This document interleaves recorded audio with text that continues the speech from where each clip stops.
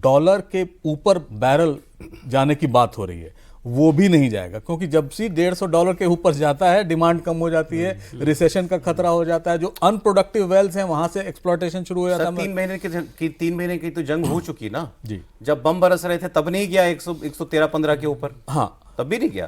तो ये जो डर, लेकिन ऑपोजिशन का जो अपना रोल है वो कर रहा है, जो पहले के ऑपोजिशन ने किया था वो भी वो कर रहे थे। लेकिन समस्या, पैनिक बटन दबाने की कोई जरूरत नहीं है कि तेल की किल्लत होगी, तेल की सप्लाई में कोई प्रॉब्लम नहीं। आज तो अमेरिका ने भी, वो जो एक शहंशाह वहां बैठा है उसने भी अनुमति दे दी कि हम जो खरीदा जा सकता है, फ्लोटिंग उनके टैंकर्स हैं उनसे हम तेल खरीद सकते हैं, तो वहां से भी सप्लाई बदस्तूर जारी है। अमेरिका खुद प्रॉब्लम हो रही है क्योंकि तेल के दाम बढ़ रहे हैं। लेकिन होर्मुज की समस्या मैं ये भी कह दूं कि 6 महीने तक सॉल्व नहीं होगी। अगर सॉल्व भी हो जाती, आज के दिन में आज अगर बंद हो जाए, तेल के दाम अचानक नहीं गिरेंगे। हाँ नहीं, वो तो ठीक है, वो बात अब समझ में आ रही है, लोगों को भी समझ में आ रही है। मैं आपको बताऊं, लोगों से बात होती है तो ऐसा नहीं कि उनको नहीं मालूम कि ये कोई हमारा इंटरनल क्राइसिस नहीं है, ये दुनिया की प्रॉब्लम है, सब देशों में हो रहा है।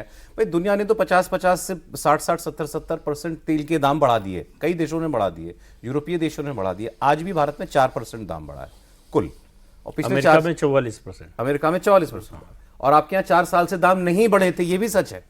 4 साल पुराने लेवल पे ही हो आप, और उसमें भी 4% की ही बढ़ोतरी हुई है। सौरभ जी, मैं थोड़ा सा मैं ये कह रहा था कि लोग, एक रीजनेबल बढ़ोतरी अगर होती है, मुझे नहीं लगता कि उसमें उनको प्रॉब्लम है, क्योंकि उनको दिख रहा है कि ये संकट सबके लिए। हाँ, देखिए रीजनेबल कितना होगा वो ये भी अलग, हाँ, ये इस पर आप बात अभी कर भी सकते हैं। जैसे मान लीजिए 1200 करोड़ का डेली घाटा बता रहे थे, अब 750 पे आया है, तो अभी भी मानिए कि 2/3 बढ़ सकते हैं प्राइस, यानी ₹4 बढ़ा है तो ₹8 और बढ़ सकता है। इसकी भी संभावना है कि वो जो 1200 750 अब हुआ है वो 0 पर आ जाए, तो ₹8 बढ़ेंगे अगले कुछ दिनों में, इसकी भी आशंका है। लेकिन ये एक विशियस साइकिल है। मैं ये भी बताऊं, जो वो कह रहे हैं कि आंधी आएगी, वो तो कुछ ज्यादा एग्जैजरेट कर रहे हैं, लेकिन ये संभव है कि इसके चलते विषमताएं बढ़ें, आर्थिक विषमताएं जो हमारे समय कम थी या पिछले दिनों हमने मैनेज कर लिया था, वो अब अनमैनेजेबल हो सकता है। कुछ तो प्रधानमंत्री को भी पता होगा जो उन्होंने ये बात कही, जो हमें नहीं मालूम, क्योंकि वो क्यों पब्लिक अपील ये करते कि आप थोड़ी किफायत से चलिए।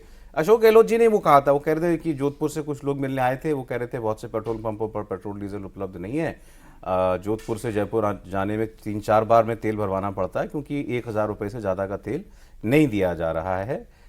एलपीजी सिलेंडर भी कई दिनों तक नहीं मिल रहा है। हो सकता है कि कहीं कोई क्रंच हुआ होगा, इससे इनकार नहीं किया जा सकता, कहीं किसी पॉकेट में कोई प्रॉब्लम हो। लेकिन अगर ये पूरे देश में ऐसा कोई संकट होता तो अभी तो हाहाकार मच गया होता ना। कम से कम अपोजिशन स्टेट्स तो चीख के बोल रही होती कि ये प्रॉब्लम है और हमें सप्लाई जो है नहीं भारत सरकार के मंत्रालय की तरफ से। ये उस पार्टी का नेता बोल रहा है जिसकी सरकार ने 12 घंटे पेट्रोल पंप बंद करने का आदेश दिया था।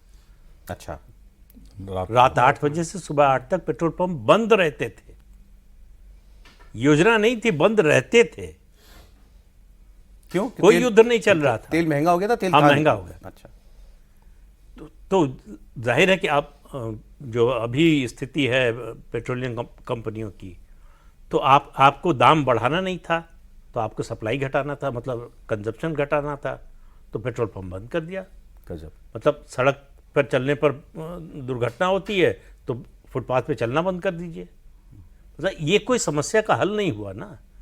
और समस्या टाल दीजिए, ऑयल बॉन्ड इशू कर दीजिए, जो बाद में आएगा वो झेले। हम वाहवाही लूट लेंगे कि हमने अब देखिए दाम नहीं बढ़ाया। तो 2 फायदे उठाए, एक तो ऑयल बॉन्ड जारी करके जो है ऑयल कंपनियों का नुकसान किया, और दूसरा चूंकि वो बॉन्ड जारी किया था इसलिए आपके फिस्कल डेफिसिट में नहीं आया, वो बजट में वो जो है फिगर नहीं आई। तो फिस्कल डेफिसिट जो ज़्यादा होना चाहिए था, अगर वो पैसा आप देते, वो कम दिखाई दिया। तो ये सब मैनिपुलेशन भी जो है, वो कर्जा तो आपने अगली पीढ़ी पे चढ़ाया ना। हाँ, 1.5 लाख करोड़ का आपने जो है बॉन्ड इशू किए, वो इंटरेस्ट मिलकर जो है अभी जो है 3.25 लाख साल मार्च में 3.25 लाख रुपए चुका है, सारा ही मोदी गवर्नमेंट ने भरा। हाँ, तो इसलिए जो है देखिए, राहुल गांधी जो बोल रहे हैं आज, मैंने जो अभी आपने सुनाया, मुझे लग रहा है कि इससे ज़्यादा इस माहौल में नरेंद्र मोदी की कोई मदद नहीं कर सकता। अच्छा।